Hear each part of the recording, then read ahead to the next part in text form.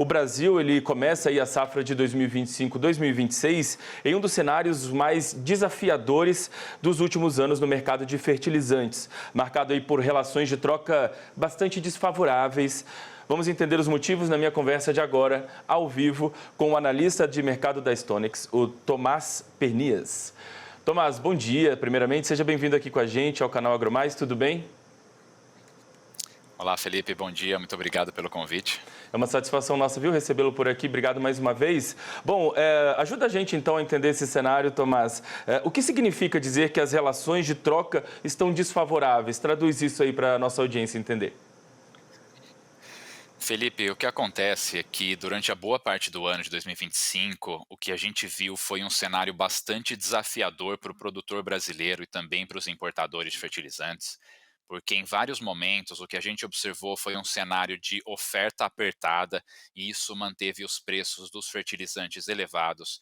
Nós observamos uma demanda aquecida em vários países, então os importadores tiveram que disputar pelas cargas de fertilizantes disponíveis no mercado internacional.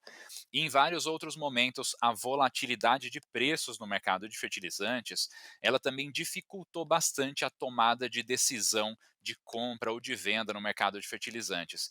E isso trouxe menos previsibilidade para esse setor. E o que acontece é que nesse cenário, os compradores brasileiros acabam preferindo adotar uma postura mais cautelosa em vez de tomar novas posições.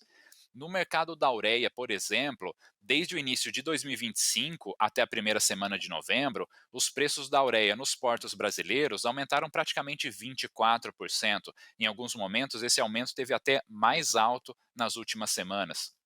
E isso, do lado de preços de grãos enfraquecidos, resultou em relações de troca pouco favoráveis para os produtores brasileiros. E no final das contas, isso representa um aumento nos custos de produção do agricultor brasileiro.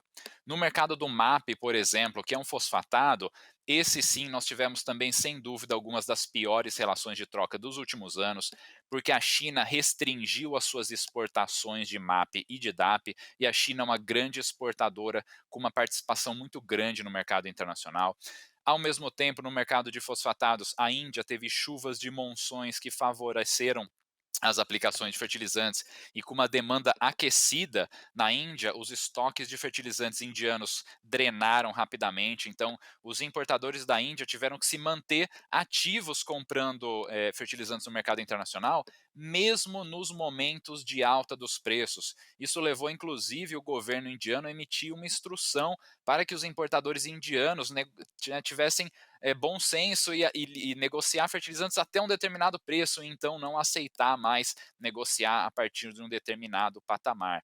E em meio a esse cenário de fertilizantes com preços elevados e preços dos grãos relativamente enfraquecidos, o produtor brasileiro aí ficou com relações de troca que por vezes estavam nos piores níveis dos últimos anos, comparáveis a somente em 2022, quando eclodiu a guerra entre a Rússia e a Ucrânia e os preços dos fertilizantes dispararam. Então, para o agricultor brasileiro, o que, que isso significa? Esses preços de fertilizantes mais elevados e relações de troca, em última instância, significam custos de produção mais elevados. Então, aquele produtor que não tem um bom gerenciamento de custo, aquele produtor brasileiro que não tem um bom gerenciamento de risco, em meio a esse cenário de relações de troca desfavoráveis e crédito mais apertado em 2025, isso pode representar um impacto negativo nas margens e rentabilidades dos produtores brasileiros.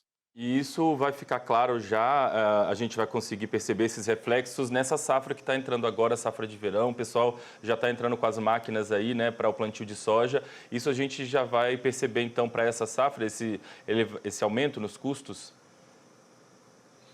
Exatamente, é possível que nessa safra os produtores brasileiros já se encontrem numa posição mais desafiadora, com margens possivelmente apertadas. Isso certamente é um problema, né? Novamente, para aqueles produtores brasileiros que não possuem um bom gerenciamento de custo e de riscos adequados. Mas nós temos analisado que, diante desse cenário desafiador em 2025, tanto os agricultores como os importadores brasileiros, eles têm procurado adotar algumas estratégias para tentar diminuir esses custos de produção.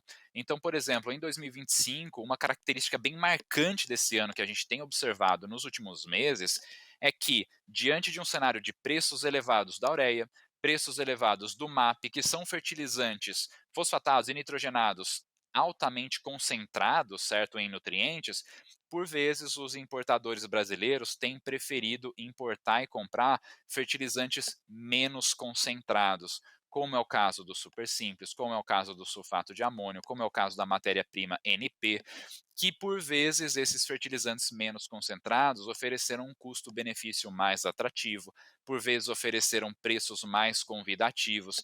Então a gente vê que, inclusive, nesse cenário de dificuldades, os produtores e os importadores brasileiros procuram contornar essa situação para diminuir os seus custos de produção. Então, essa é uma característica muito marcante de 2025 diante dessas relações de troca muito ruins, uma preferência por produtos menos concentrados. Só que isso também tem um impacto para o mercado brasileiro, porque para fazer a adubação com fertilizantes menos concentrados, para trazer o que a gente precisa de nutrientes para a nossa adubação da safra inteira, com produtos menos concentrados é preciso importar mais toneladas, certo?